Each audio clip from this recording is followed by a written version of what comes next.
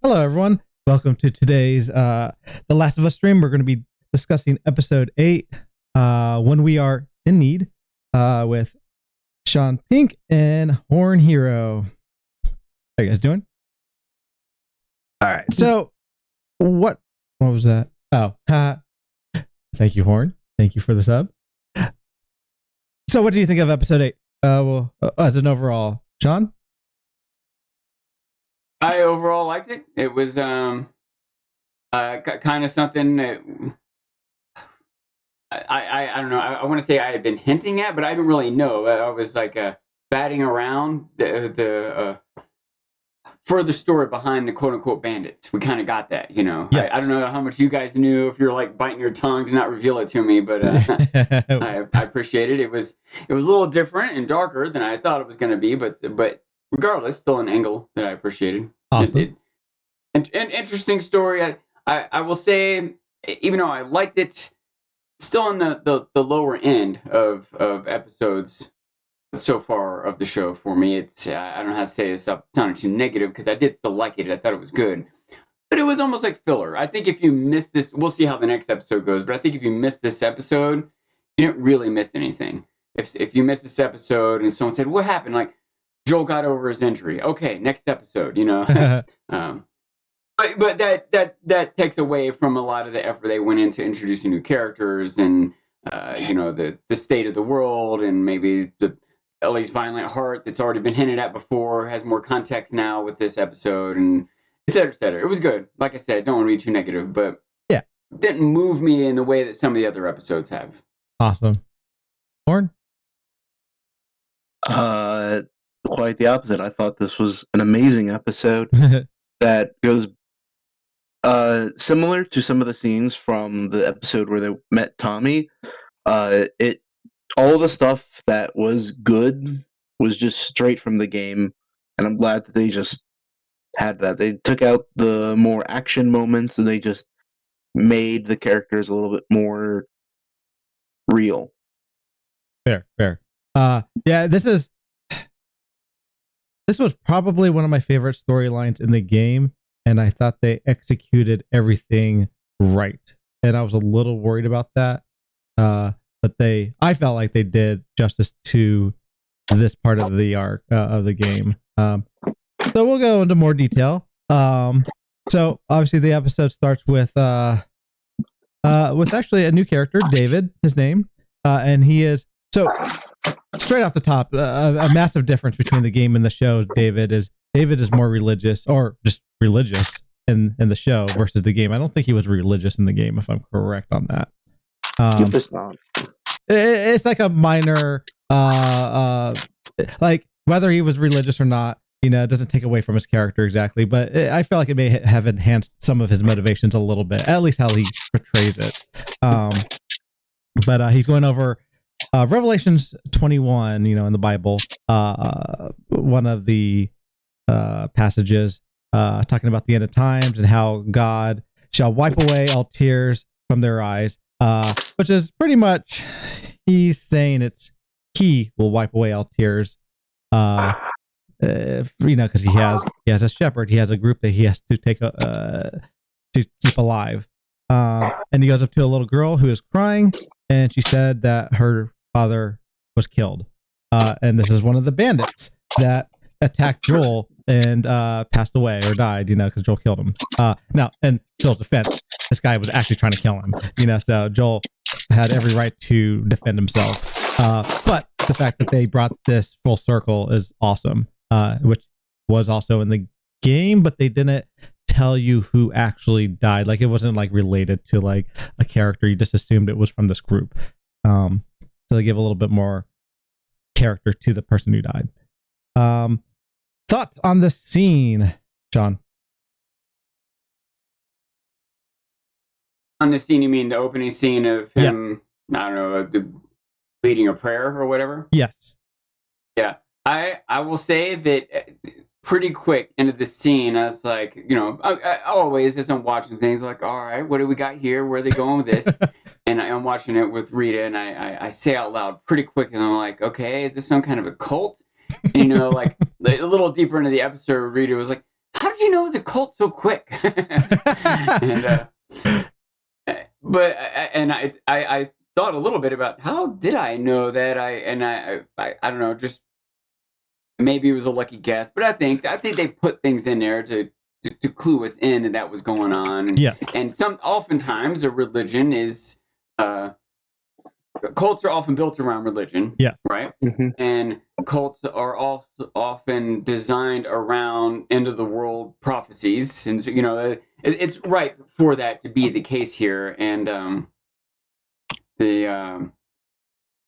it became a little more obvious, through the course of it, but I still am kind of questioning my own ability to suss that out so quickly. I almost want to watch that first scene again. No, there was like a banner in the background. That was, if I'm correct, the episode name, when we are in need, maybe there was like subtle hints just as a showing of like the presentation of it that like kind of clued you in. Because I could have even maybe potentially thought that if I didn't know this, because I got like almost weird vibes of this occult, like, again, like you said, when there's religion, usually it's sometimes an occult, whether it's genuine or not, it feels occulty potentially, I don't know. Yeah. But I'm trying to think what it was in that first scene that made it feel that way. I don't know. Maybe just especially compared to, maybe it's just what they chose to present to us. Maybe in and of itself, it's not culty, but the fact that this is what they're showing us maybe is what gives you that vibe. Because, for example, go to the community that Tommy and them were in, right? Yeah. When we're introduced to that, there's a lot of different types of activity going on. There's people like with horses over there, and people watching a movie, and people fixing up a house, and everyone wasn't like all in one room listening to one leader. In fact, I think they've made a point that there's not one leader. There's a council, and they're elected. Where this, and now, again, we didn't exactly know that right in this first scene, but it is what they're presenting to us, and it's not what they presented to us in Tommy's community. And so I think that maybe that's at least part of what made me, especially when I am automatically trying to figure out what they're doing here. Yeah. Maybe that's it. Maybe if they had gone a different way, it wasn't like, what? They made me think it was a cult. They tricked it. I wouldn't have felt that. But when it does turn out to be a cult, like, the vibe was there.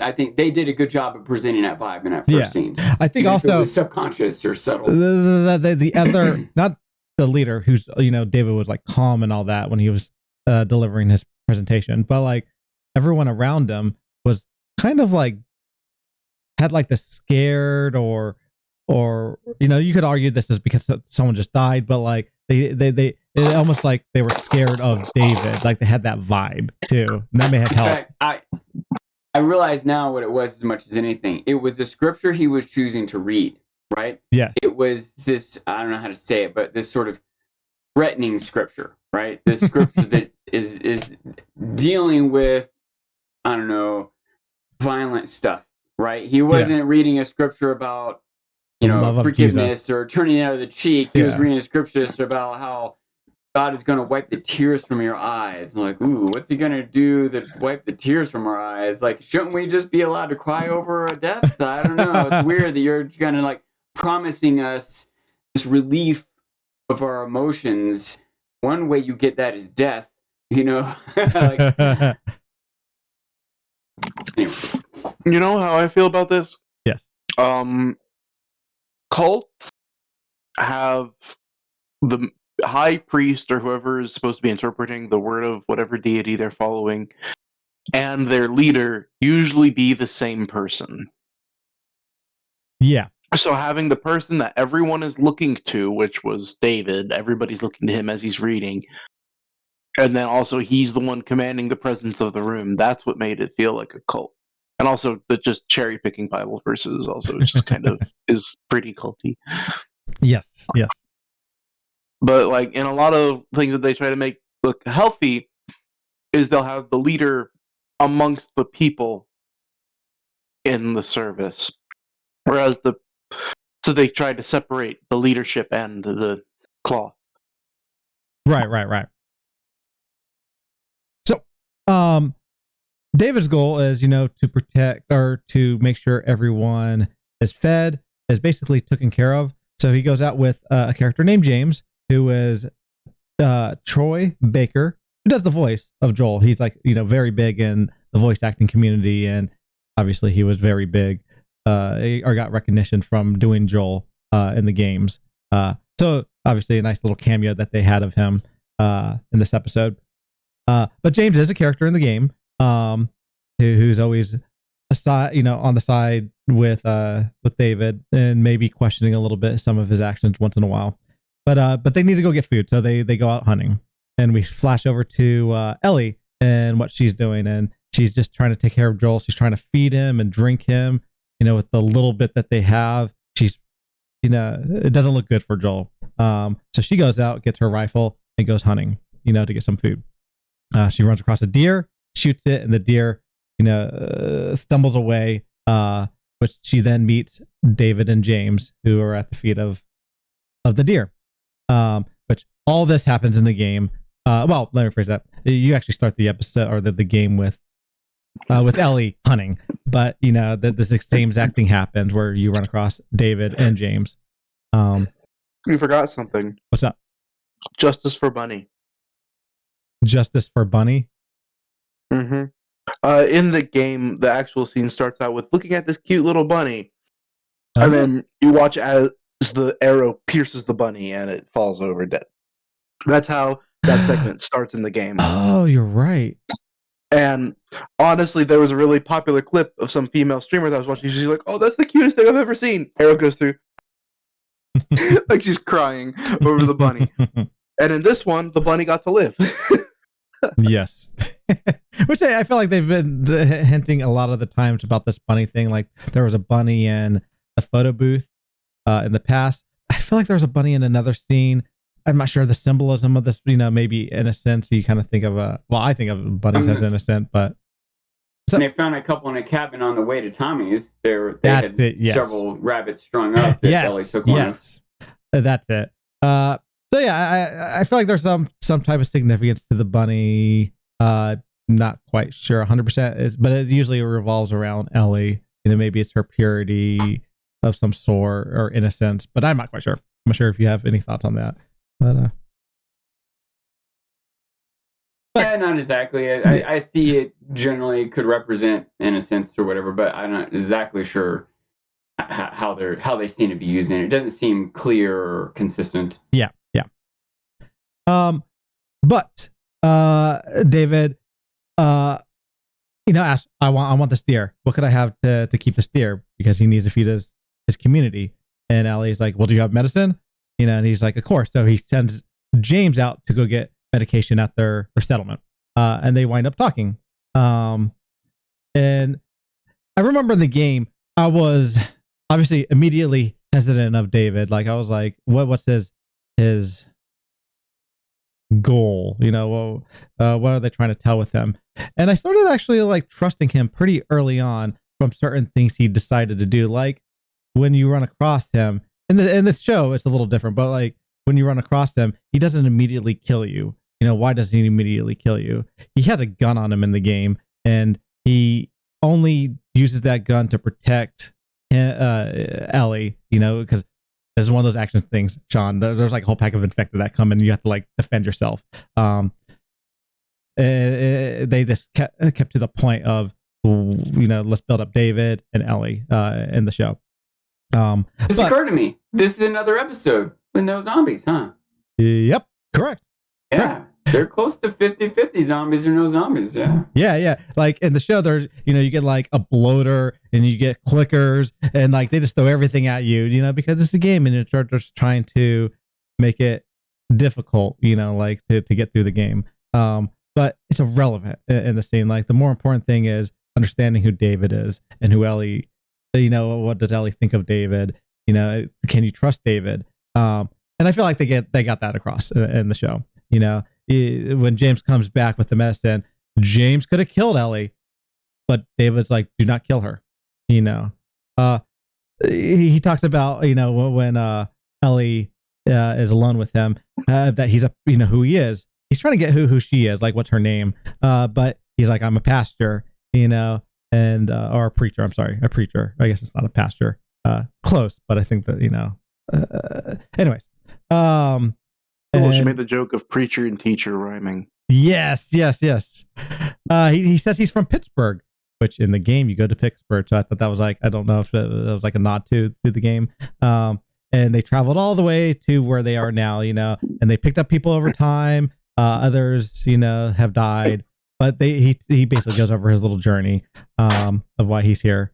And then, he's like, things happen for a reason. He doesn't believe in luck. And I think Ellie mentions luck, and he's like, I don't believe in luck. I think everything happens for a reason. For example, there were 4 guys I sent out to a town and only 3 came back. They did say that there was a crazy guy who had, who killed this father who had a kid. Hinting, obviously, he knows who she is. But he doesn't capture her. He doesn't kill her. He lets her go. Thoughts on the scene? I'm curious about Sean's thoughts, especially because this is new. Or yeah, I thought it was good. I thought it was. They did a good job of building tension. I think it was way more interesting than if zombies had been running around. The sort of uneasiness that existed between them. Ellie holding the gun, sending the guy back, moving the deer inside. The conversation they have, and that final reveal when you realize that he knows who she is, and it Joel's that she realizes he knows they killed one of his people, like, and then the other guy standing there with the guy, like, that was so much better than a zombie jumping out and attacking him. You know what I mean? It was good in general, but especially compared to what you might expect from the show, it was particularly good. And again, we don't. I still feel like at this point it's kind of ambiguous. They're presenting Joel mysteriously and even suspiciously, I guess. But I am wondering, are they subverting our expectations? Are they making it seem like he's bad? Is this a lesson that Ellie has to learn about trust, or where are they going with this? I thought it was all very interesting. I was very drawn in, as well performed, well edited and directed and everything. I liked it. Yeah. I was going to say, I also want to mention that it is exactly 50-50 for episodes that have infected and episodes that don't. Which is good, I feel. And another important thing is that to keep the threat of infected, unlike in the game where you could have just plow through infected and not worry, every time that our party has run into infected, people have died in the party. That is true. Or even just people died, period. Like, Tess died in their first interaction with the infected, and of course there's all the people in the world that died in the first episode coming up. Yeah, Henry and Sam. Henry got bit and died, plus the entire town they were from was probably killed. Yeah. And in the past, technically Ellie would have died. She didn't die because she's immune, but she would have, and her love interest died. So yeah, you're right. Every time they've used an infected, someone has died. There's one exception that I can think of, but it's minor. I almost don't even want to count this as having infected. Yeah. But when the one that walks into Bill's trap. Oh, yeah. With a shotgun. That's the one time. But that was true. Literally less than 10 seconds, and there was no other infected in that whole episode. So yeah, and to be fair too, he wasn't even near that. Like Bill, like yeah. And it was showing the type of preparation you need to protect yourself from them. Like, exactly. Bill went through great lengths to not be killed when an infected got near him. That's true. Absolutely. And also, I think it's really good to mention that they're going through a rural area where not a lot of people would have been anyways, and they're not running into a lot of infected. That makes sense. Yeah. I remember us talking about that, and it's true. Yeah, this is a very spread out. There's a lot of land, and they'll be concentrated in cities. There's a low concentration of people in this area. Yeah. And if you die in this world before getting infected, at least you're just dead. Like, the infection can't kill, take over your body or anything. So, let's assume that like 1/3 of the population just straight up died. from people, whatever. So that's that much less infected in this world on top of having an open area. Yeah, it's not the Walking Dead mystery virus where if you die you just become one. Exactly. That's a huge difference between a zombie almost and this show.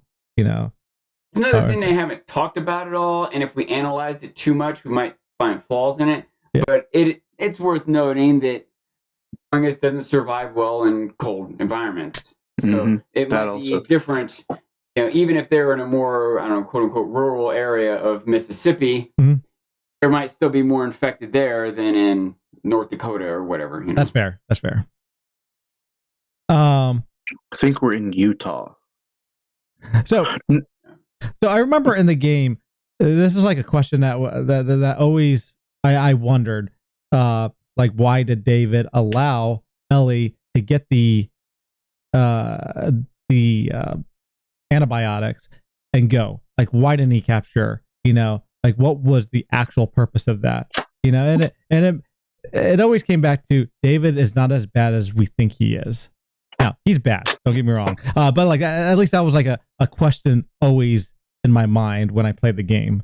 And no, I think he might be. I don't know if that's totally the answer. Like, okay, let me back up. I do believe that he and even a person in general that could be murderous, could be evil, but also can do good things. Yeah. But I do suspect that David might have specifically been getting the antibiotic so that he could get Ellie. Like, especially through the course of it, spoiler alert, it seems like he's abusing the young girls, right? Like, maybe he's not always abusing all of them, but that seems to be what they're hinting at. And I wonder if that's why he was trying to help her out, because he wanted to get her. Does that make sense? You're talking about get her trust, correct? He wanted to get her into camp. I do think that part of his, I don't know how to say this, but evilness is that he wants to manipulate people into doing what he wants, not force them into doing it, right? Yes. He wants them to think that they want to do what he wants to do, right? He wants to play this manipulation game, not just force it on them. Yeah, almost like free will. Clearly, he will do that when push comes to shove, but I think he's playing this game. Yeah, I think he's playing this game with himself of proving his superior intellect over other people. I think that's at least part of what's going on. And I even wonder still, there's some things that's hard to really know. Maybe you guys even have some kind of insights from the game. But I went back and watched the scene when they attacked Joel, because I was trying to remember, like, I remember even when we talked about it, it didn't totally make sense that if they weren't bandits, that, if they were fireflies or just part of some other community, why did they randomly attack? It's like, well, maybe I misremember it. Maybe Joel attacked them first, or maybe they stole something. But I wanted to watch it again, and the guy just ran out of nowhere and attacked Joel immediately. It was unprovoked. They attacked him first, and so it seemed unusual to me, that scenario, even knowing that David sent them into town. Okay, go ahead. I started realizing, and this is kind of like also why I think he lets Joel get the antibiotics. I could be completely wrong on this theory, but they're cannibals. They don't want their meat to die. When that guy attacked Joel, he decided, this is food. I'm going to knock him out, maybe even, obviously kill him, and then drag his body back to the groups. I'm pretty sure that's what that was about. What would a cannibal do in a situation? Let's just knock this guy out. There's our food. They sent us out to get food. We found food. We found people.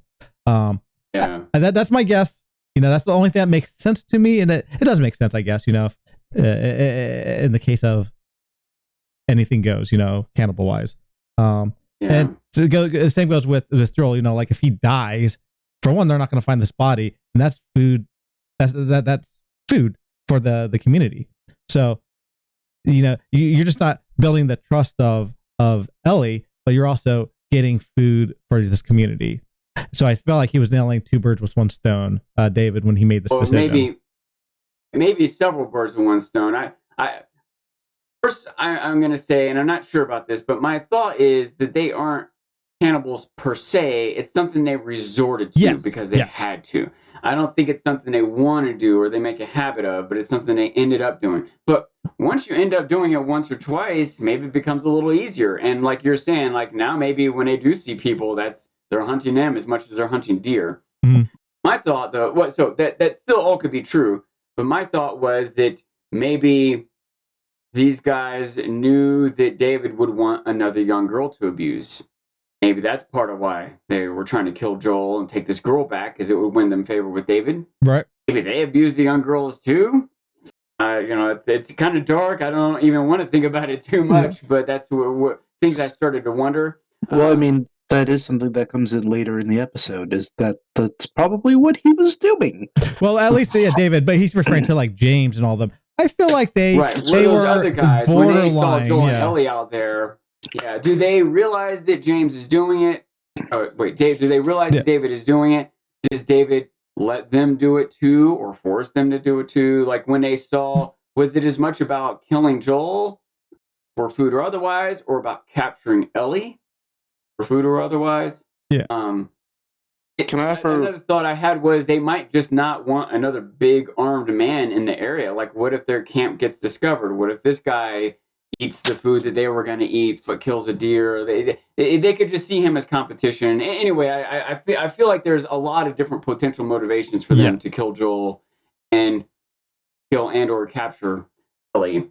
But remember too, the story we got, and the way David presented it to the townsfolk and even to Ellie was, this crazy man killed one of our people. Exactly. Why did he even do that for no reason at all? And that kind of made me question if they were perceiving Joel as crazy because he attacked them, but would Joel panic or was scared or shouldn't have? But no, they attacked Joel. That guy, Joel wasn't crazy. He was defending himself. Yes. Well, also, the other townspeople just saw that Joel had killed their friend. They didn't know that their friend attacked first, like because their friend wasn't alive to tell them, hey, by the way, I attacked this guy and then he killed me. No, they just saw that their friend was dead himself. Yeah. Right, yeah. They don't know that. Guys may or may not have told the truth to David even when they came back. The other three people in the party. Yeah. When they come back, do they say, we attacked this random dude and he attacked back and killed one of us? Or do they say, this random dude attacked us and killed one of us? Like, how do they... I feel like, honestly... honest with David, but... I can see David getting the actual truth and then spinning the truth. He's like, this guy... Yeah. Because I feel like they're a little bit more loyal, I guess you could say. They're honest. But he's like, don't tell anybody this. I think it goes a little... I think we're looking a little too deep into it. Maybe. I think it's just that they saw that, this bat that he had was smashed and he was dead. And that's all they found. They found that he was dead with his neck broken and the bat was smashed. That's all that they found. Well, they saw the scuffle. They were running up. Did they? Yeah, they did. Yeah. Okay, I haven't rewatched the episode, but like he was like realizing the wound and that trope that we're frustrated by. He's like looking down and they're like realizing it. And then suddenly Ellie's like, Joel, quick, get on the horse. And you kind of see from the camera angle behind him, there's three guys running towards him. So there's get up on the horse. And they start shooting guns. Why they didn't shoot guns sooner, I don't know. But... No, Ellie shoots the gun. They didn't have any you're right. Guns. I bet. Because I wondered that would have been a big thing. I'm like, why didn't they shoot back? But they just didn't have, they had blunt weapons.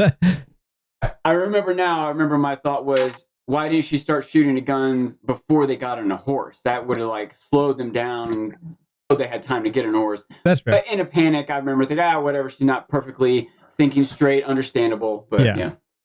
Although thinking about it now, they have guns.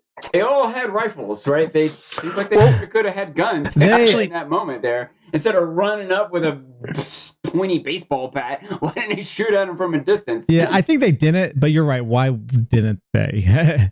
Yeah, they definitely should have been equipped with. They should have been equipped with guns, but they decided not to be. Yeah, for whatever reason. Whether they're hunting deer or worried about bandits or worried about infected or like, I can't. It's hard for me to think of a reason for them to not have had guns. I think the most important thing is that infected are attracted to sound, and a baseball bat or a melee weapon will make a lot less noise than a gunshot. That's a fair statement. But deer also run away from sound, and you will never get close enough to kill them by hand. So what did they think they were going to do? I think they were scavenging. I don't think they were hunting.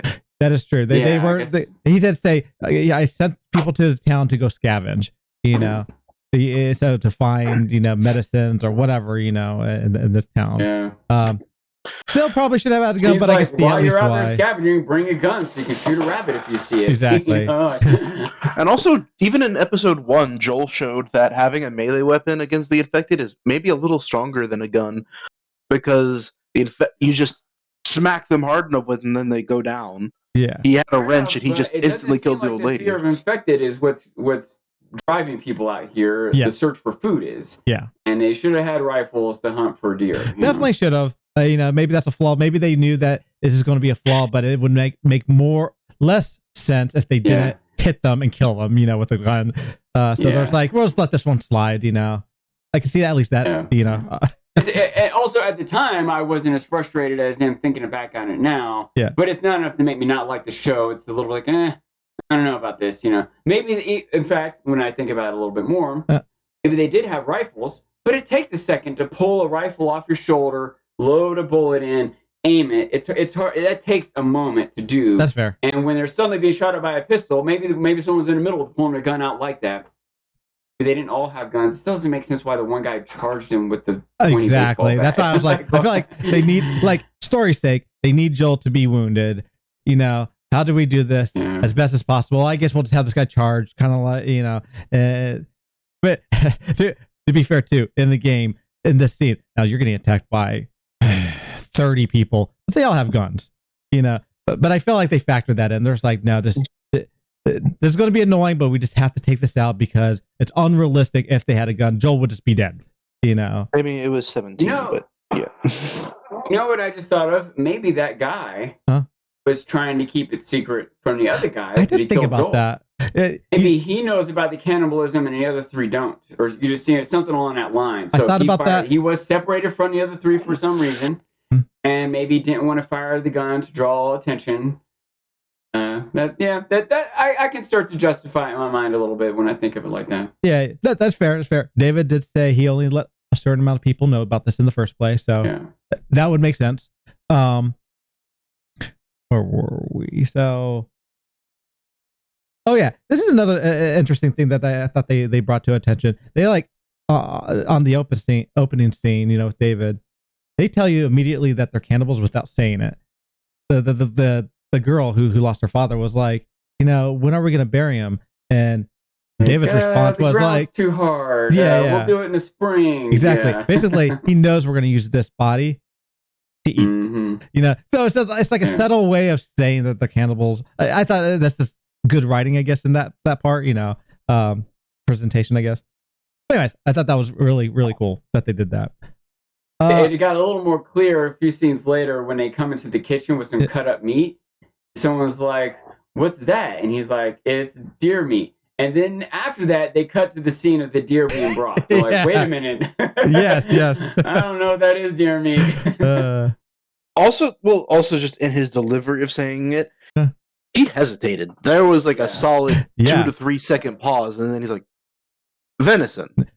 Yeah. Now, to be fair too, also, I love how like Sean has brought this up multiple times. It is hard to dig if the ground is soft and all that to make a big, like this was a complaint with Bill. You were saying, so in the winter, of course, digging a grave is no joke. It is tough, physical, hours-long labor that will give you blisters and a sore back for 3 days. It's not just some random thing you cut to the next scene for. It would be, if you had to go dig a grave right now, it would be the most memorable thing you've done in months.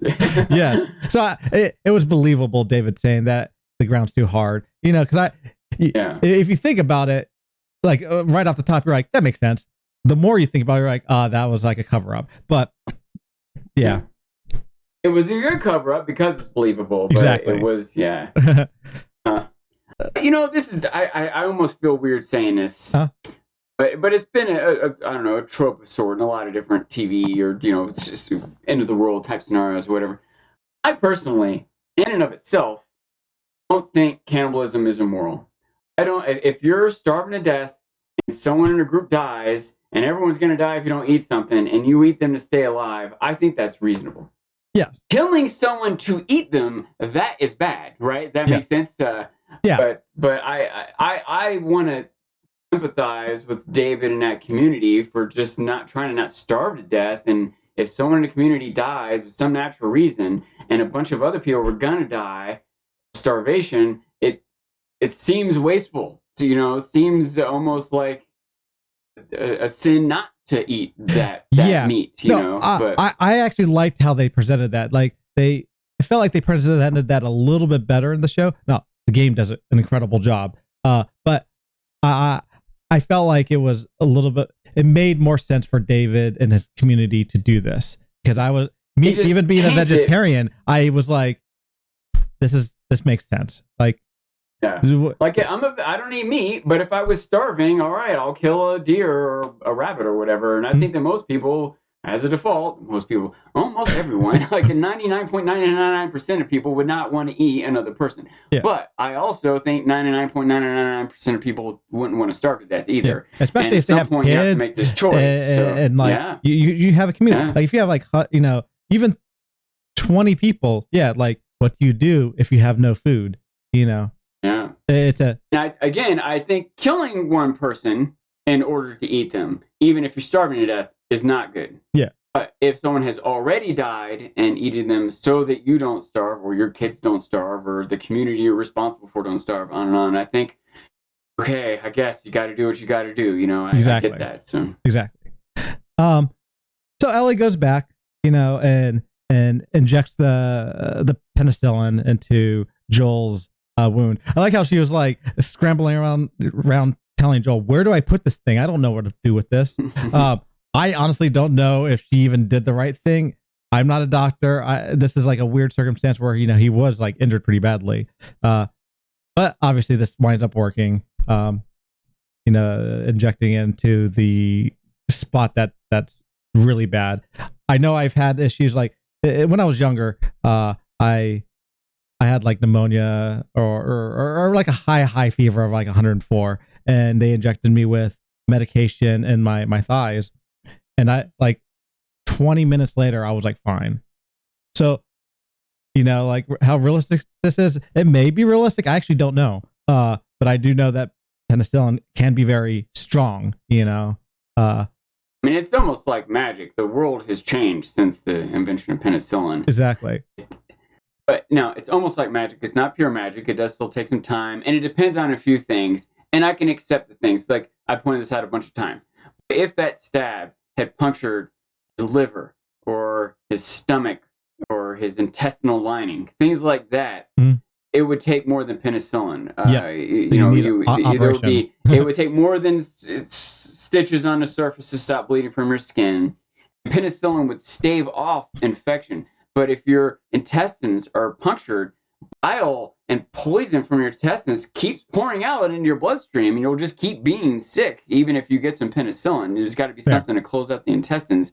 But maybe it didn't. Maybe it didn't quite puncture some vital internal organ, and it might just be bacteria that was on the bat, and the loss of blood and things that the penicillin could treat, but it would still take a couple days. But him a couple days, and even after that, he wasn't just totally fine running around. It was like mustering all the strength and all the discipline he could to stand up and move. Exactly. Also, I love that it wasn't like, okay, I got the penicillin, I'm up and better. Yeah. No, he was only able to get up once it was finally to a point where it wasn't literally killing him to move. Yeah. And if he didn't move, he would have died anyways. Like he had to, like he had like, shot to discipline himself to get up, So yeah, I don't know if injection of penicillin right in the wound. My theory is that probably wasn't necessary. Maybe it was better. I don't know for sure. I'm pretty sure it just goes in the bloodstream and it travels in your bloodstream through your body. But if he's immobilized, if he's laying flat on his back and he's not moving and he's cold, maybe the blood's not pumping that hard. Maybe it is better to get it right at the point of the infection. I wish I knew a little bit better. But and to be fair too, he got a day's rest. Like they did sleep the night, and then she injected him again. Like I said, this may be completely unrealistic if a doctor looked at this and like, that's impossible. But I feel like at least it's somewhat believable, so, which I guess is the point of it, I felt it was reasonable, and I was ready the whole time to complain about how they were going to poorly handle it, but I think they handled it okay. Yeah. Maybe not perfect, maybe not great, but definitely fine. Yeah. So, Ellie realizes that David had got a crew and is, coming, so she distracts them. She gets on their horse and rides out trying to distract them, which just happens in the game. And in the game, she falls down really freaking hard, falls off like, I don't want to say a cliff, but like, a big hill, and gets back up, and you start as her and you go through pretty much like a good portion of the game with just her. And I remember when I was playing this, I was like, if they do this in the game or they do this in show, Sean will complain. And they didn't.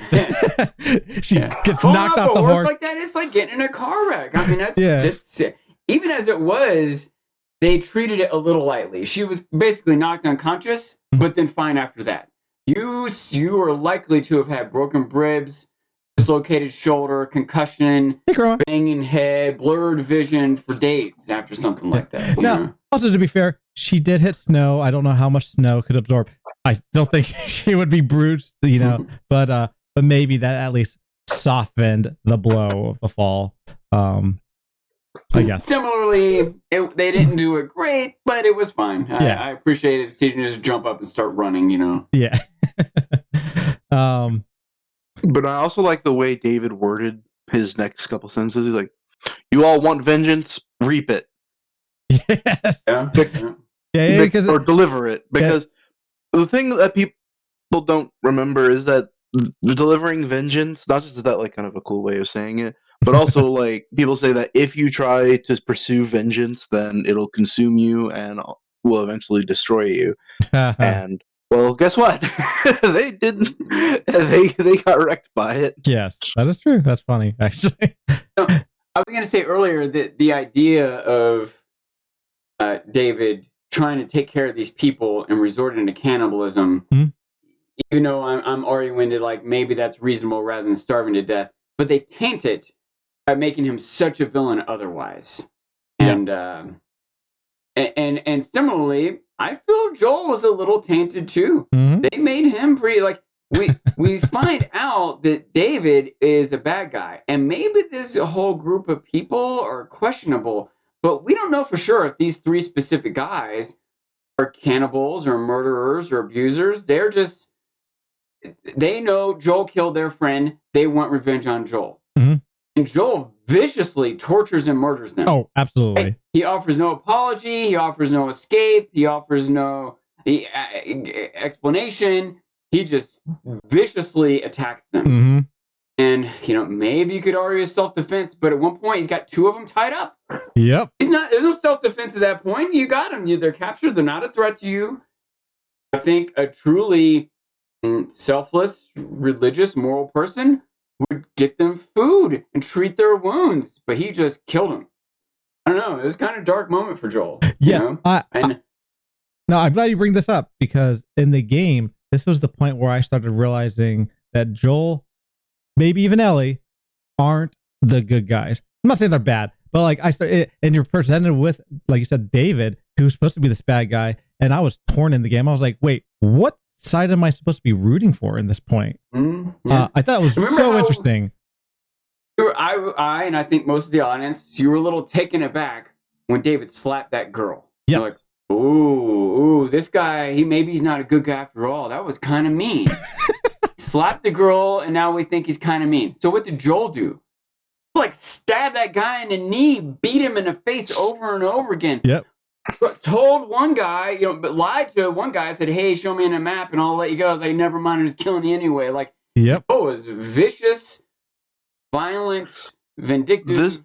This is the point murderous, where this is the point where the show and the game really come together, in that in the game, you've been killing dozens, if not hundreds, of dudes and infected. So people know that you're kind of a monster a little bit. Yeah. So seeing that moment is just, yeah, that's casual. And earlier in the show, they mention that they've done some horrible things in the past. But up until this point, we've not really, aside from him punching the crap out of that one guard at the first episode, we haven't really seen that part of Joel at all. Yeah, correct. So, like, the closest we got after that, I was just gonna say, was the Go ahead. the Inuit people, or the Indians, whatever you want to call them. Yeah. In the hut, like, it was kind of like that, where they were holding them at gunpoint, but he was still not torturing them. Yeah, he let them go. Real fast. Chroma says Joel was dealing drugs in episode 1, but maybe he's not a bad guy. You know.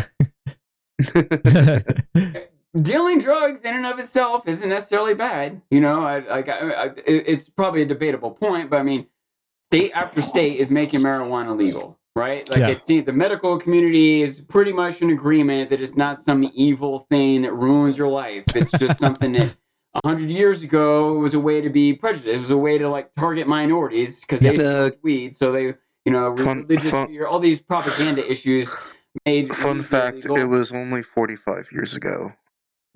Okay, yeah. It was literally the Nixon that put the ban on marijuana because marijuana?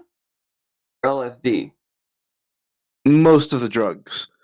The war on drugs started with Nixon. Category 4 drug or whatever, but I think marijuana was made illegal, like in I want to say the 20s, before World War II. I could be wrong. It was used in World War II. It was used by soldiers to help them on the battlefield. That's different than you. So was cocaine. I don't know about marijuana, but cocaine was. I could be wrong, but didn't they not want to legalize marijuana because the tobacco company really wanted people to take advantage of the tobacco and they can make a lot more money? That was probably part of it. I'm sure that was part of it, yeah. And I feel like that was in the anyway, one way or the other, my point is that someone who 15 years ago was dealing marijuana, were they evil then and now they're not? Or they're evil if they're in Texas, but they're not evil if they're in Colorado? You know what I mean? Like, a drug dealer in and of itself is not evil or bad.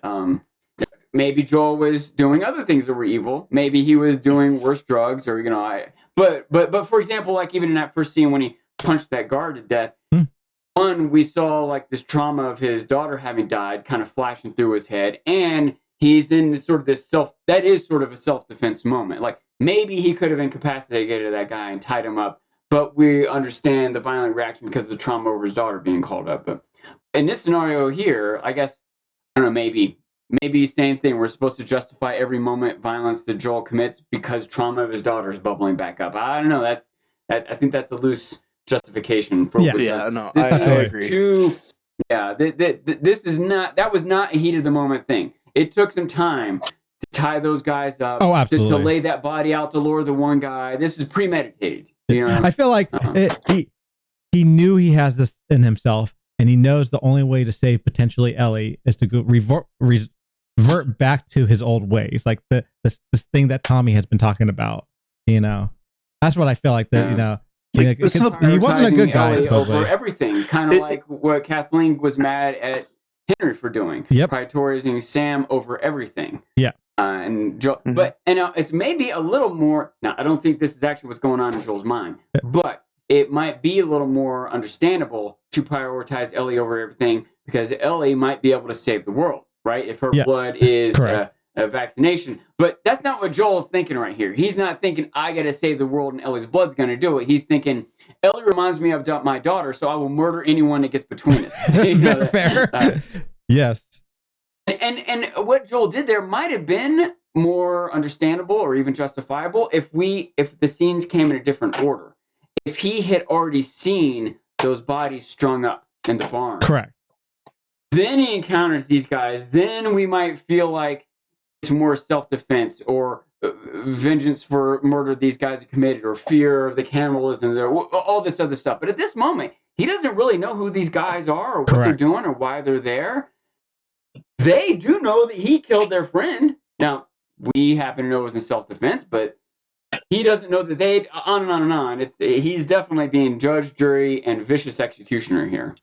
I agree, and it's literally just from, again, the disparity between game and show. In the game, we've seen him be pretty brutal this whole time. In the show, we have not. We've only had people mention his past, but we've never seen any of it. Now, of him being this violent person. I think the difference also, well, not difference. When I play the game, weirdly enough, every time you encountered somebody, it felt justifiable. Whether it's right or wrong, it felt justifiable in the game until this moment in the game. I felt it was completely unjustified that he did this, which was weird, and I think as part of it was because he had them tied up. He didn't have to kill them, and they seemed, I don't want to say good, but like they weren't a threat to him, and he killed them anyways, and he did it violently, And I felt like that was like the thing that took me back in the game. I was like, okay, I need to refigure out what the heck is actually going on in this game. Okay, but it's also kind of necessary because if he lets them go, they're just gonna get better and then eventually track him down to kill him, like they already just did. So he didn't have to go so brutal. He could have just killed them. And he doesn't necessarily even have to let them go right then. He can go find Ellie, discover what's going on in town, how awful it is, ask questions about who these guys are, how involved they were, go back and kill them later when he has good reason to. Yeah. Or turn them over to the rest of the community because they didn't realize that they were being tricked into eating their friends' bodies, and these are the guys that did it to you. You go, exact justice on them, or on and on and on. He had lots of other options. Yeah. Other than violently murder them without knowing the truth of everything. That's fair, but at the same time, out that they deserve to die. He didn't know that, and he killed them anyway. So. That's fair, but in the same situation, I can't say that I wouldn't have done the same thing. Would have you been that brutal though? Is the thing. Maybe part not, of it has to do with how even with the kid who was like, no, my mom's right around the corner. It's not like he stabbed him constantly in the leg. And then he just killed him. He's like, this needs to be done. This sucks. Well, you're in a bad situation. He wasn't interrogating the kid. Well, he needed to find out where they took Ellie. Oh no! Don't get me wrong. I do understand he needed to do this in order to find Ellie. But still didn't. He killed him in order to find Ellie. Yeah, like it still took me aback, because I was like, it still was really brutal on how it was. And he lied. He straight up didn't keep his word, which I think is a bigger deal in situations. Bigger deal than murder. Yeah. Well, like how he told his friend, he's like, I'll tell you this, and then I'll spare you. Like you don't say that. You should say you do this, and you don't say you're gonna spare him. I don't know. I agree that did make it worse, but the murder itself was the worst thing, not the lie. But, and I also do think it's a legitimate point that Horn is making, is that if you don't kill them, they might become a threat later on. But I still think that you can determine that later on. They're not a threat now. Yeah. Also, were their deaths really that brutal? Like, okay, he stabbed somebody and then he died. The other guy, he hit so hard with a pipe that he died, or at least that's what we're led to assume. It's just... Yeah. The deaths themselves didn't seem that brutal. Quick thing, the middle one was the most brutal. Chromas, and that was the interrogation one. So. Chromas said a couple things. I want to get to this really fast. It's interesting to me that they made Joel reunite with Ellie outside the restaurant, not inside where he can, where we can see how brutal she was. And we're gonna get to this later, but yes, I agree. I think they made a point toward better motivation for Joel to treat Ellie as an innocent girl for that much longer. Wait, sorry. I think it may have basically because Joel didn't see Ellie. Yeah. I was gonna say basically because Joel didn't see Ellie be as brutal to David as she was. He can continue to treat her as the innocent daughter instead of as almost as bad as he is. Right. Make you wonder how. Now, to be fair, she was defending herself from being raped. Very true. Very true. Absolutely. Just gotten done defending herself from being eaten. Right? Like I think that her actions, her killing of him was way more justified. Oh, absolutely. Now the brutalness was also the first person that she killed. Yeah. Like, she's killed a couple infected up until that point, but she's never killed a person. Yeah, and we can go more Yeah. about this when we get to that, because that is a moment. She killed the other guy with the butcher knife when she got off the table and ran out. That is true. That's the whole in that transition. scenario. Yeah. In this whole scenario, this was her first time having to kill people. Yeah. People. She effectively, Joel tried to make her feel better about it, but she killed that kid in the ambush. She shot him in the spine. But he wasn't dead, just paralyzed. Joel had to finish him off. He was going to die. He killed him. Joel had to finish him off because she killed him. If they had left, let's say Joel didn't finish him off and they left, do you think he wasn't going to bleed to death there? Do you think that they were going to have a facility to bring well, they did have a doctor. They did have a doctor. He didn't know that. And also, she intended to kill them too, right? He happened to not die. She happened to merely paralyze him and leave him to bleed to death. But her intent was to kill him. That's true. And that's why I think he decided to kill the kid, like, to finish it off. Because then he's like, it's not on her. It's not on her. Trying to protect her. I think he was trying to make her feel better about it. And again, that scenario was self-defense. That was self-defense. They were attacked by these people. It was in the middle of a scuffle with Joel. It's still tough. And I think it's interesting because they said, they made a point of Joel saying to Ellie and maybe a couple other people something along the lines of, a kid shouldn't have to do that. You shouldn't have to deal with that at your age. He made that point a couple times. Yeah. So if that's still ringing in your ears, he's like butchering this guy's face. It's still something she shouldn't have to do. It's still a dark point. Even if she did already kill one or two or whatever people in the past, it's still getting worse. I was also going to say, it's not like she's 25 now. She's still just 14 or 15 or something, and has now killed 2 or 3 people. Like, even if it was the first, does that make it better than it being the third? I don't know. I was also going to say, it is infinitely different stabbing someone to death or cleaving someone to death than it is to just shoot someone. Yeah. Shooting someone is extremely impersonal, but stabbing someone, especially in such the heat of the moment situation, is a lot more emotional and emotionally draining. It's the personal touch. and maybe a barrier to people being so murderous. This is a little bit of a tangent, but I still feel driven to bring it up. I read this article one time talking about how the nature of personal touch has changed over time. In the past, if you go back, I don't know, 2,000 years ago, if someone wanted to attack someone, if there was a war or a fight, you had to get right up next to them and stab them with a sword. Yes. I think I heard that. But then eventually, I guess it maybe even 2,000 years ago, you might have had a bow and arrow or a sling and a rock. Or a gun. But you could still only get one person. It's a little more impersonal, but it's hard for one person to kill more than one person at a time.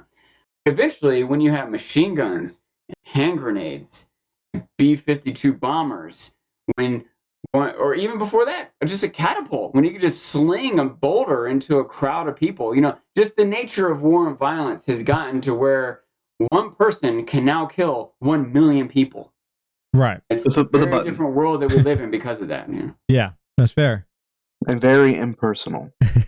Yeah, like what if you instead of a pilot or the president, pressing some button that drops an atomic bomb. What if there was just a magical scenario where you could press the button, and instead of dropping a bomb that killed 1 million people in a city, it lined all the people up, tied to chairs, and you had a pistol, and you could just go and shoot each person in the head.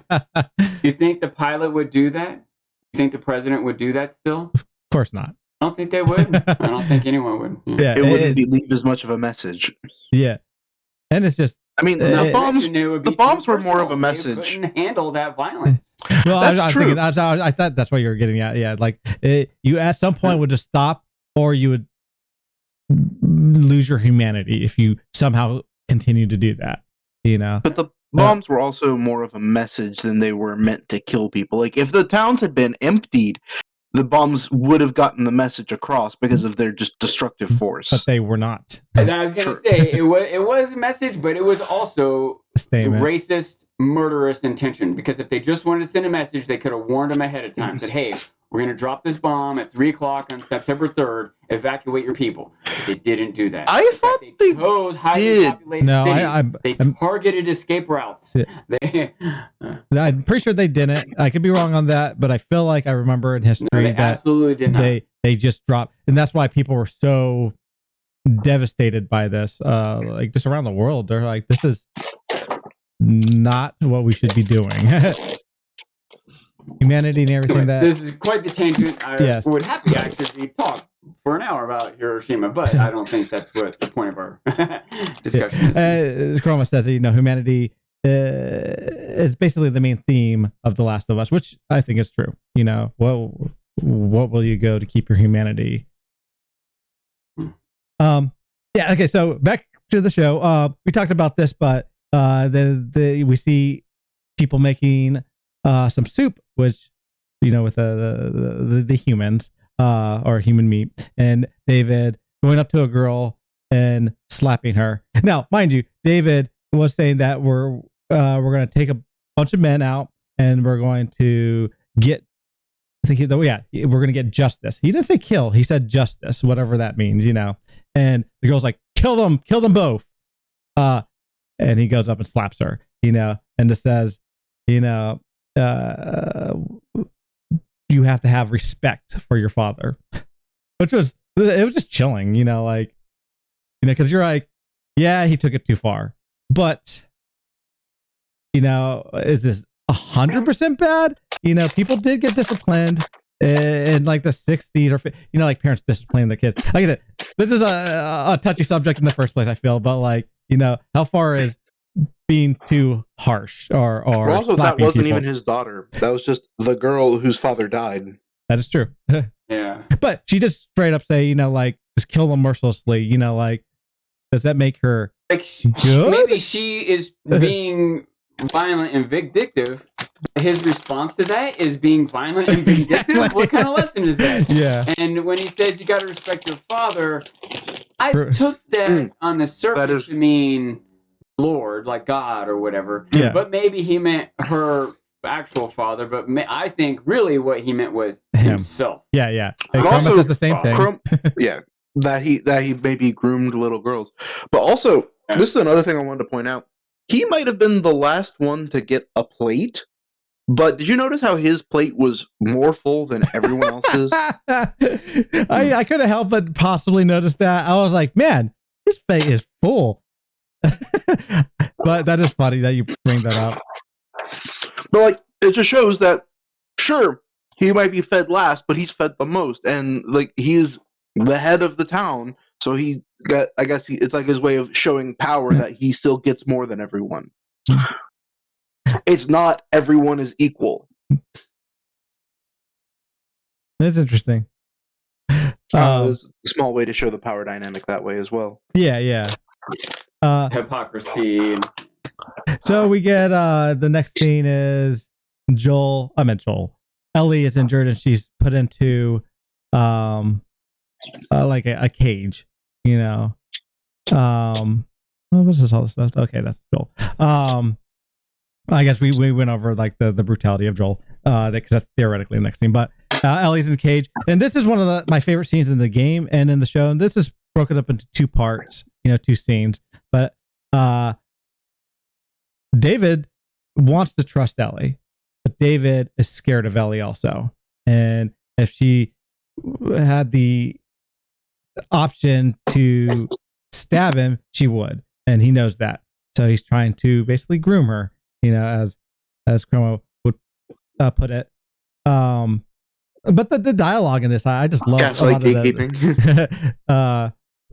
of the dialogue that they use in this, parallels and all that other stuff. The first scene's a little bit more settled because he's, trying to convince her how severe the situation is. He knows that she's loyal and she's, loyal to Joel, and he wants that.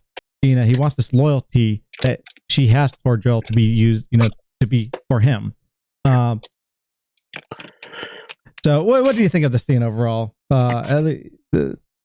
I want to go more about it because there's a lot of stuff that I feel like to unpack on the scene. I'm going to jump in real fast at the beginning just to say that 80% of the scene is just ripped straight from the game. Oh, absolutely. And that's like word for word. So I'm like, that's great because the scene was great in the game. So I've got no complaints. Sean? I don't have a particular thought on it. I thought it's similar to earlier scene I mentioned that they did a good job of sort of building the suspense, and it was a little bit of a way to, I don't know, relatively naturally reveal David's intention and sinister nature. It was a little bit monologue-y, if I was going to complain, but overall, I don't know, I thought it was fine. I'm going to bring up a couple of themes. Give me a sec. First, we talked about this, but he does bring up the point of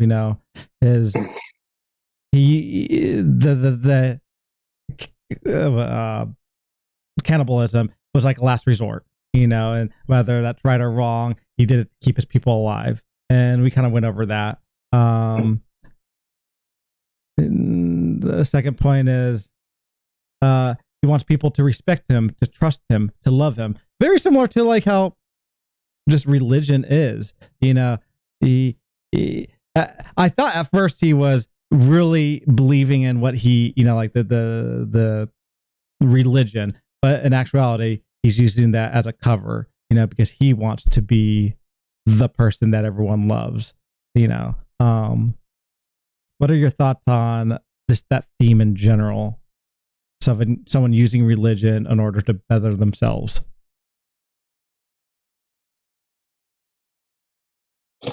I think that there are people that are like David and that they're narcissistic and I don't know, maybe insane or murderous or sociopathic or whatever.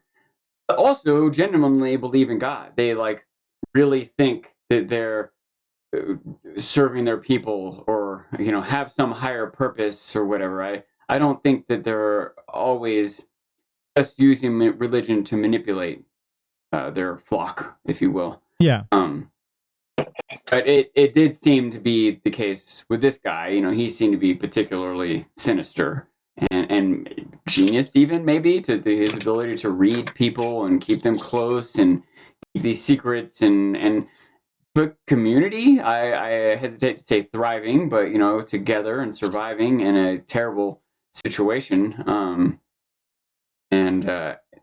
Even whether he was more genuine in his belief in God or just manipulative, or a person like him, a lot of times they can be successful. A lot of times someone using religion for however they're doing it, whatever the motivation is, a lot of times it can work to keep a group of people together and alive. That I want to say that justifies anything that he did, and maybe it's an interesting note to make on humanity and the nature of religion and community and leadership and such. But I think a lot of this was interesting. It's maybe even part of why I like almost not as enthused about this episode as some others, is because I thought it was more interesting when his character was more ambiguous, whether or not he was good or bad, or whether or not his actions were justifiable, was more interesting to me before he became an obvious pedophile rapist.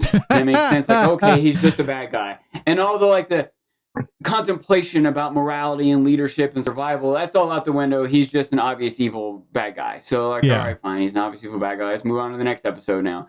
Fair. I think it would have been more interesting if they didn't make it so obvious at the end. Yeah. It would have made Ellie's butchering of him a little less justifiable too, and more of a parallel to Joel. But maybe they didn't want to do that. But okay, they don't have Ellie butcher him like that. Have him just hit him with a cleaver one time like she did the other guy and run off, disturbed by what she just did. And I don't know. Like again, I like this episode. I worry I'm being too negative about it, but I'm just a little disappointed because I thought it had a lot of potential that didn't really come to fruition. And I think it's a 7 and it could have been a 9. So. Fair. Horn? Head empty, no thoughts. That's fine. So he brings up that Ellie has a violent heart, which I don't think this was in the game. It was not. And that he also has a violent heart. You know, they're pretty much the same, and he understands this urge, and he fights to keep this urge in check, which I thought was interesting because maybe he knows he's a pedophile or whatever, you know, he is, but he tries to not allow it to take him over, which I thought was interesting. You know, whether that's true or not, I at least got the idea that he may be like that. I don't think he fights to keep it in check. I think he fights to keep it secret from other people. That's what I think. That's a good. I like that. He point. fights to create his own world where he can do what he wants. That's what he fights to do, rather than actually stopping these bad things or becoming a good person. He creates a world around him where he can get away with it. Yes. No, that's very fair. Rama says that she was excited to see how long they kept Troy Baker on screen, which, you know, was the James character, the character that was voiced by Joel in the games. Another interesting thing, which they didn't have in the show, the game, was how he compares cordyceps to like a philosophy that he believes in. He says cordyceps are basically not evil. They're fruitful. They multiply. It feeds. It protects its children and secures itself with violence if must be. It's love, which is a lot. I was like surprised they even went into that depth in the show. I was like, that's an interesting way of looking at cordyceps. It's insane. Well, it is insane, but it's that's also just his interesting. way of justifying himself. Yes. Yeah. But, you know, it is an interesting way of looking at cordyceps, or at least the theory of it or whatever. I don't know if you have like thoughts of this, you know, that got me stirring a little bit. I was like, that's just an interesting presentation, I guess, of saying that. One thing, I mean, if we want to discuss this a little bit, yeah, I don't think the cordyceps are evil. I don't think a lightning bolt is evil. I think to be evil, you have to be aware of what you're doing, aware of the difference between right and wrong, and do wrong anyway. That's what I think evil is. Does that make sense? I like that. A lightning bolt doesn't have any idea of right or wrong. A tiger, I don't think a tiger does. I don't think a tiger's evil when it kills somebody. It's just force of nature. It's same thing with a virus or a fungus or whatever else. I don't think they're bad. They're scary. They cause death. But I don't think they're actively doing something they know is wrong, which I think is what evil is, or a part of what is required for something to be evil. I also don't think they're loving, right? I don't think they're actually protecting their children, any of that other nonsense either. They're just going through biological reactions to chemical stimulus, you know? Yeah. So. Also, in Dungeons and Dragons, evil is determined as being, like, righteously for self. Like, not selfless, basically, right? It's the opposite of self. So, like, exactly. Lawful, like good is doing things for the benefit of others. Neutral is just doing your thing, kind of just nature. Right. And then evil is being righteously self-important. Is like, I am the only thing that matters, and I am doing everything for myself. Fair. I don't even think that's evil. That's maybe selfish. But if I'm doing everything for myself, but in doing so, I don't hurt anyone else, it's not evil. I think I have to do something to hurt someone else to be evil. And I have to know that it will hurt them and that it's wrong to do it and do it anyway. Exactly. Yeah. To me, that's what being, So, and I could do that for a selfless reason. I could be trying to, imagine a Nazi really believed the Aryan race needed to take over the world, and my life doesn't matter. I'm willing to sacrifice my life selflessly for the Nazi cause. That's an evil person, even if they're being selfless. Right? I think that evil and selfish are not the same thing. They're not the same thing at all. Fair. Another thing that David says, or he compares, he's like, I have shepherd that. Oh, I'm sorry. He is a shepherd that is surrounded by sheep, and all he wants is an equal, a friend. For one, David was a shepherd, the David in the Bible, King David. Before he became the King David we know, he was, the ninth child or something like that, and he was just a shepherd. guarding his flock. So it's an interesting parallel that they, I was, that they brought that even up to a degree. But anyways. Okay, but also David was yoked out the wazoo. He killed a lion with his bare hands. Like, you can't compare this guy to this scrawny guy that's he did not kill a lion with his bare hands. He killed him with a slingshot, because slingshots were, if you're good with them, can kill people. He did not kill him with the bare hands. But anyways, no. Well, that's I guess the thing is, yeah, you can't actually compare him, even though he's comparing himself to him in a lot of ways.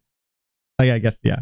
But it's interesting that he finds Ellie as an equal, and he obviously he wants to take it further. He wants to be in a relationship or whatever, but he's definitely not that. He's not considering her an equal. He's gaslighting her. Maybe, but could he? Could he wish that they could rule? Do insane people want someone to be as equal as them? Take some of the burden off, or whatever the hell he's thinking, I don't know, Even if he, on some level, really intended it, just think about the reality of how that would go down. He goes back into town with this 14-year-old girl and says, all right, everyone, this is the new co-leader of our community. All the other people who've been there the whole time, who put in different effort, who have their own intellects and just made their own sacrifice, they're like, okay, we'll follow the 14-year-old girl now. Like, I don't know if that's just going to go over. Yes. Of course, he touches her and she breaks his finger, which happens in the game too. And he gets pissed off and runs away. Not runs away, but figures out he just can't control her. He can't, she can't be part of his dream. And gets James. He can't manipulate her. Exactly. She's smart and she's not stupid. So he gets James in, and they're just willing to kill her right then and there. And she says that she's been bit, which it's an interesting. Can she infect other people? That's the thing that they. That is word for word what they did in the game. Yep. And it's like interesting conversation that a lot of people have had over the past 11 years since the game came out. Yeah. Could Ellie infect someone? Would her bite cause someone to become infected? Yeah. What would a child that she birthed be like? Yeah. Or can she cure people with a bite? No, definitely not. I don't think that. by the way, but what's the extent of this? Yeah, it's really interesting. I forgot about that. And they brought it up. It throws him off guard. Even also they're wanting to kill her to use her as meat. To feed the people. If she's infected already and they eat her meat, will they be infected? Another interesting thing. Walking Dead kind of touched on that also. But in this moment where they're trying to figure out what to do, she kills James immediately, just to try to get out of there. And she runs away and I'm sorry, I just had a funny image of what if somebody cut their finger and then they're cutting up Ellie and then the mushroom that's alive inside of her starts crawling into the cut. That's disgusting. I know it's disgusting, but I was just like, well, that could happen. That'd be kind of funny. But he goes after her, and this is exactly like the game. The place catches on fire. You're trying to figure out how to kill David. She manages to stab him, but he just throws her down and he jumps on her, and he's pretty much about to rape her. And I could at least justify this. She's not thinking at this point. I feel like at some point she snapped. Like, she was scared. She wasn't. She didn't obviously want to be raped or forced upon or anything. And he says a creepy line too. I like when people are afraid. I always liked the fight. Yeah, I was like, but she also brutally kills him. But I feel like sometimes when your brain snaps, you're not thinking. You're just trying to protect yourself. And I feel like that's why she stabs him over 20 times. But at some point, she just didn't know what she was doing. She was just instinctively trying to protect herself, almost in a way. Also, in the game, he was choking her out. It was not trying to rape. It was just He had his hands around her throat and was pressing. Yeah, he didn't say that line, right? No. Okay, I in the game, how kind of Sean brought it up. I felt like it was very implied, but you didn't know 100% if he was a pedophile. Yeah, no, you could not mention any sexual stuff in a video game. So part of the ESRB rating system for video games, any sexual material will automatically increase your rating up one. So Last of Us was already a rated M game, so it would make it an X game, which means that only like adults 18 and older could play it, and would have really killed its mass appeal. That's fair. I felt like, kind of like Sean says, I thought if they made it a little bit more ambiguous, even with the hand, like where he holds her in the game, I debate. I'm like, was that like because he was attracted to her, or was it because he was trying to be a father figure? You know, I debated about that in the game. You know, I was like, it's probably he's a pedophile, but like, it's debatable, I guess. You know, at least you could argue this. But in the show, they just removed all debate, all question, all ambiguity. Yes. So her killing him, I was like, to a degree, obviously it made sense, especially if he was a pedophile. But like, you know, he could have just been a really, really, I don't want to say nice, but what's the word? Someone who was going out of his way to look out for her. That's kind of how I somewhat interpreted it in the game, which I was like, this was interesting, you know, on how it resolved. Anyways, thoughts? I mean, in the game, you could easily take it that, he sees her as a powerful warrior and somebody that knows how to survive. That would be a great addition to their group. So he's trying to get her on his side and trying to gaslight her into becoming one of their team. Yeah. Which I'm like, you're just an idiot because you pretty much just killed her dad. Yeah. Even if he wasn't her dad, the guy that she's traveling with, like, it doesn't work like that. But I guess that's what he was trying to do. Yeah. And then when he found out that he could not gaslight, manipulate her, and all that, then that's when he snapped in the game. Yeah. And then it's like, how do you call it? Tiny pieces. Yeah, that can be a ring. Like obviously, whereas, he was like upset with her, you know, just because she was endangering, just, you know, it's not making him look like a fool, but he has to protect these people, and she's endangering that. You know, that's kind of how, personally, like I said, I took it in the game. You know, so I was like, yeah, probably Ellie has this coming because she's not making it easy for him. As twisted as that may sound. Yeah. Whereas in the show, there's a slightly, I guess you could say, almost darker undertone to the way he's saying it. Yeah. Maybe trying to show his affection for her, which of course is gross, but he's more threatened by her attacks on his ego than her danger to the community or whatever. Exactly. In the game, she still says in the line, he tried to, so that removes any ambiguity.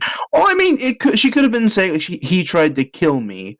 She just didn't get to finish the line, but regardless, like... Yeah. Like I said, it's most likely he was a pedophile in the game, but at least it could have been argued, you know, I feel like was the thing. It was a lot more ambiguous. Yeah. And also, even if he was, you still have to go through the argument to determine that. Exactly. You have to piece together these facts, wonder, discuss with someone, and in the end, you might resolve like, okay, yeah, I guess he was. But in the show, you don't have to figure anything out. You don't get to figure anything out. They just make it be this way, clearly, obviously, 100%. Fair. No other angle or argument to make. So I remember when the game came out, I wanted to talk about this a lot, and a couple of my friends played, and everyone was like, "Oh, you mean that sick pedophile?" And I'm like, I feel like you just automatically assumed it. Yeah. I'm like, we can't argue this if you just assume that. You know, I understand where you're coming from, but I wanted to actually discuss this. So yeah. Anyways, she gets out, you know, of the firing place. Luckily, she didn't die from lung exhaustion. Inhaling, not drug. But she meets Joel. Joel's there, and I think this was like a point of the showrunners is they didn't want Joel to save her. She needed to save herself. Because I forget that there's a good chance that Joel could have saved her. I don't even know how that would have like if Joel had saved her, Sean, would that have changed anything in the scene? Of her character. I'm curious. What are your thoughts if he had saved her? Maybe I don't know. I think I hadn't thought of it in those terms, and now that you bring it up, it does. If that wasn't what they were actively trying to do, it does have that effect, and it's hard to know how that effect changes this episode, but it might change the future episodes. So. Yeah, but he was there for her at least emotionally, and when he tries to snap her out of her state, her. Because I mean, she just went through, a traumatic experience. Just, in general, just having to kill someone is traumatic. So I'm thinking that she may have been raped. What was that, Horn? I was just gonna say, for the entirety of this show, up until this point, it has always been Joel that has been saving her physically, but in this moment, Joel is saving her emotionally. That is his purpose in this moment. Also, it's you have to consider too. Joel has been distant to a degree with Ellie, and he's been wanting to her. This is just a job, but slowly but surely, he's been,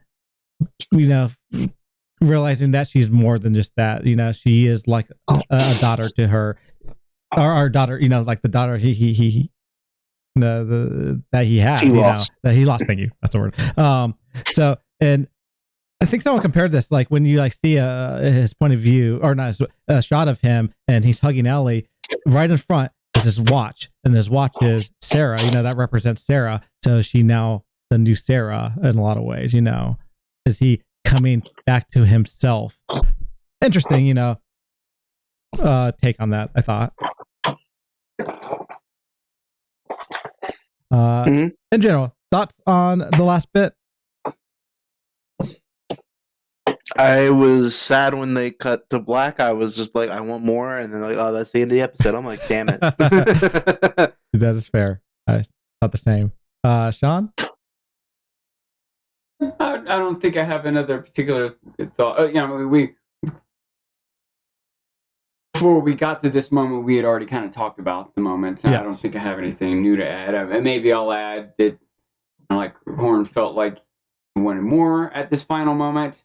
I felt a little frustration at the final moment. It's like my thoughts on. I was left hanging. The thoughts left in my brain as this Korean with the black in the episode, and it was like, man, I was messed up what Joel did. That's where that's how I felt at the end. Completely fair. I had that same issue. To quote Ellie in the game, "Geez, Joel." She says that a lot in the game. I can picture that. It's funny. No, that's fair. One of my favorite commentaries when somebody was playing through the game, I referenced them a lot, the two best friends. When they're playing the segment where she's killing people in the town, it's like, geez, me? So we're now down to the... Oh, yeah, go ahead. Another little thought that just popped in my head. If on some level it was justified killing those guys because they might end up being threats later on. Huh? Oh, what about the rest of the people in that town? They've now just lost 5 able-bodied men, that were doing what they could to hunt and provide food and build shelters and whatever else. Some of them might have had brothers or kids or wives. Now they're dead, and everyone's got a pretty good idea who did it. One of their buildings is burnt down, and maybe lots of supplies and food inside, furniture that where they ate, what could have been firewood. I don't know. They just lost a lot in that community. Yep. Are they going to hunt Joel down? Would they have the supplies to? Also, if not, then Joel didn't need to kill those guys because they weren't going to hunt him down either. Exactly. There's way more motivation to go after Joel now than there was before. And Now- so if they're not going to do it now, then Joel shouldn't have been worried about it before. If they are going to do it now, then that's going to be the plot of the next episode, right? But I don't think it is. I don't think the people are going to go after him. You know, it would be easy to track him in the snow, just like they already did once. They could do it again, but I don't think they're gonna. And I don't know. Again, I'm nitpicking, but it makes me some combination of frustrated with Joel's character or the writer. Also, did they say the name of the girl? The little girl. I don't recall it. I didn't put it on my notes. So I feel like no. They just said When it got slapped, Yeah. the daughter, The one that got slapped. that Joel killed the father of. Yeah. I want to go back and see if the girl's name was Abby. no. That I No, Do don't know. go back. I don't think so, at least. Anyways, so another thing too, you know, like that you bring that up is let's assume that everyone else is good, that didn't know that they were eating meat, a human meat. How are they going to survive now? Like, let alone, you know, go after somebody. Like, how are they going to actually live? Because they may not know how to survive. They may also start dying. He may have just literally killed a community without even realizing it. That's a possibility. But yeah, it's interesting, you know, to think about the townspeople and will they have an effect in the future? Maybe. We will have to see. Yes. So yeah, predictions. It might not Sean. even be this season. Yeah, I was gonna say this could be a later season thing. But yeah, predictions, Sean. What do you think the last episode is going to be about? I'm not sure. I still am inclined to think they're gonna head back to Tommy before they do something else. Maybe not, but I feel like they've got to be short in supplies. Joel's still wounded. I feel like it's dangerous to get. They might be able to get some kind of supplies from this town, but I feel like that's too dangerous. It would be hard to get to. They're 5 days out from Tommy's community. It might be hard to get back, but I'm not sure how well they know where they're going. They don't have the horse anymore. Like like wherever they thought they were going with a horse before, then now they're doing it on foot. I'm not sure. I got to think about it. Well, I will say one thing. When I went back to see the confrontation, Joel and the guy that stabbed him and he killed or whatever, I also watched. It was like right before that when they were looking at the map. Yeah. But remember, I was wondering if that because it seemed like there were tracks along the map that seemed to indicate a trail or a travel route or whatever. Yeah. Was not one coming from Boston. Okay. There was one that I think that there were white colored tacks coming from the south. Okay. There were green tacks coming from the east. There were either blue or red, I don't remember, coming from the west and the north. And the green ones to the east, I don't think they got past the Mississippi River. I think they went over to around Illinois. And nothing beyond that. I know that one of them, the one to the west, is in California. Someone pointed that out, which I thought was interesting. It can't go far west from Utah without getting to California. So yeah. But that's interesting. Yeah. So yeah. Now I am curious if they're going to do another. I don't say time jump, but like a couple months later. This is an easy way of getting around Joel's wound. You know, they did that. And to get around the travel time with no car or horse. Exactly. So I'm expecting that because if not, it's going to be very complicated to write, maybe, with his wound. Alone his wound, like, how does he has to recover, I assume. If a couple months pass, he at least had time to recover. That's my guess. I could be wrong on that. Joel and I don't even think Ellie. Sorry, just backtracking a little bit. I don't even know if they realized how much of a community was there. All they know was just 6 dudes. You're right. You're absolutely right. They don't know that there were women or children or a dining facility or that they're starving or what supplies they might have. It makes sense that they should try to scavenge around that town. I feel like if they just wander off into the woods after all that without looking around for some kind of supplies, I think that is writing. I think, and if they do look around the town, they should realize there are other people there. maybe those people will be dangerous to them. Maybe they'll look to them for help.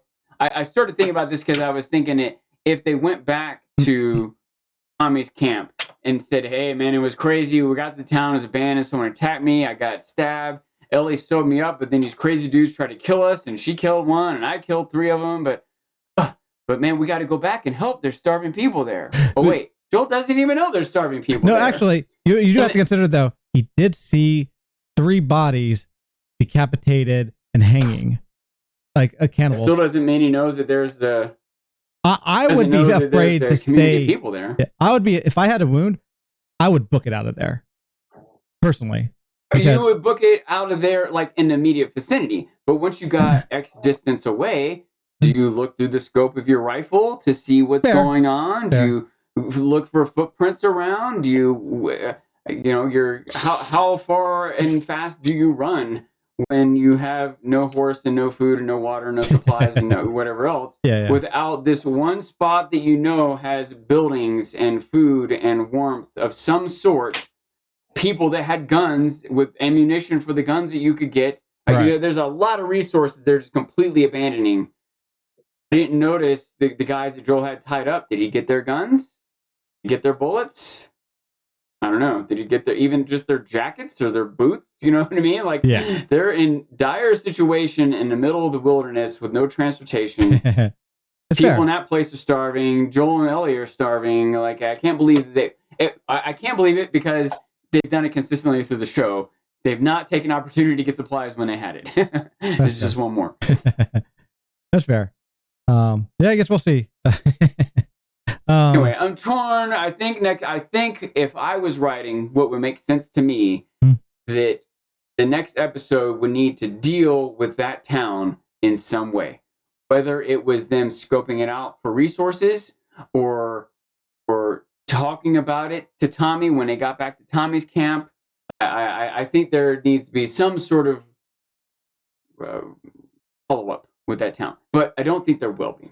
Honestly, I just don't think they're going to. I think they're just going to move on, and we're just going to have to assume that they scavenged something that we didn't see, or they just never knew there were people there, or they ran away and no one tracked them, or all the other things that have to happen that are hard for me to believe did happen. Now, in the game also, this may be like bad writing for the show, arguably, but in the game, I remember there's like this mode where you could like sneak and hear people, and I remember some of the people like, go get the children, because they know Joel was starting to attack the town, and Joel just mows this town down in the game. He just kills people left and right. Well, we kill people left and right as we're playing it. So like I guess they didn't want to have this nonstop action-packed scene for one. Joel's actually really hurt in the show. I mean, he was hurt in the game, but like I just feel like it didn't matter. So maybe that was supposed to be dark for him to just murder all the people in a town, and it was dark enough the way he tortured and murdered those 2 or 3 people, and that's enough. They'll move on. But that's why I feel like they're just going to, not deal with the big scope of the town, just because in the game you kind of do it differently in a way. It seemed like there were at least a couple dozen people in that town, and no one's going to notice this burning building. No one's going to come and try to put it out. I did wonder that. It makes more sense in the game because a lot of them are pretty much dead in the first place. And in the show version, I did wonder that. I was like, what are the other people doing? Like what's the response to a place being burned down? Are they trying to look for David? Are they hoping that David dies? Just because they actually are scared of him? Like what's on their mind? I was curious about that. Anyway, given that they probably aren't going to address any of that, then I think the next episode is either going to be them moving towards Salt Lake City, but that also seems unusual for them to be traveling around injured in the snow with no horse and no equipment. I don't know. It seems. I feel like there's got to be some of the piece to that. If they were going back to Tommy's camp, it's more believable to me because they know where they're going. And they know when they get there will be equipment and supplies and support, if you will. But going to a random place that they don't know where it is or how to get there and don't have supplies on the way or how long it's going to take, and and you know what I mean. It's harder for me to believe that that's the plan that Joel goes with. Seems to me like you should go maybe even back to that couple, even just going back to that couple. No, wait, that was on the way to Tommy's camp, so that probably would not be closer. Fair. I don't know. I'm not sure. Anyways, I don't feel like there's a clear indication of where the next episode is going. So that's fair. All right. Well, I guess that is for our predictions. Obviously, me and Horn pretty much know what they're going to be doing. We have an idea. But we will be here next week on Wednesday, discussing the last episode. Wait, can I ask this real quick? Yes. We're deep enough into this now. Yeah. I still don't want to be spoiled per se, but there's some sort of indirect spoilers that I was trying to avoid. Yeah. At this point, I'm curious to know. I'm okay with knowing how is this matching up to the game. Perfectly. Are we into the second game? No. What I mean time wise, like what % done is the game? We are 90%. I was just saying we're one pretty more much season? 90%. 5 more seasons? No, This season will end with the end of the first game. Yes. Okay. And season 2 will be game 2 is our guess. Well, if they follow, hopefully they don't follow exactly the way the second game went. We'll but you discuss know, that later. Yeah. The part of it has to do with the game. Game 2 is massive, arguably to game 1, so it could be easily broken down into multiple seasons. We're assuming game 2, but hoping. But we'll talk about that next week. You know, what you think is going to happen in season 2 and all that. Because that's a controversy in itself. A lot of people think of game 1 as like a masterpiece in a lot of people's eyes. Like this is the pinnacle of video gaming, especially for its time period, which is 2013. For its time, it was quote unquote the pinnacle of storytelling in gaming. So, and I still kind of agree with that title. Like, yeah, there's not a lot of games that have been able to master having this good of a story told with this good of acting while still being a good game. Yeah. Because there's plenty of games that have had more fun and more interesting gameplay, like Elden Ring and the Souls series, but there have also been games that have had technically better stories, like literally the first season of The Walking Dead, or I want to say like As Dusk Falls. But those things suffer a little bit in the acting category because they aren't fully acting. It's more just voice acting. Whereas in The Last of Us, everything was fully mocapped as well as voiced. So it was a lot more almost cinematic that way. Yeah. Like the closest thing that did a really good job with like storytelling was a game called Heavy Rain. But even that game compared to this game dwarfed it. You know, don't compare Heavy Rain to Last of Us. No, the Last of Us had a great story and it had good acting. Did it have great acting? No. It was like if you had to compare, you know, like I said, there's a difference between Last of Us and Heavy Rain. I still think Heavy Rain was a great game for it, especially for its time. It was ridiculous. But then The Last of Us came out and I just thought it was a million times better, you know. Anyways. So yeah, we'll see what your thoughts are next week, Sean, on the finale. And we'll be ending it there unless you have any last thoughts, either of you. I don't. Not that I can think of. Awesome. All right. Well, everyone, Chroma, you have a good night. Bye-bye.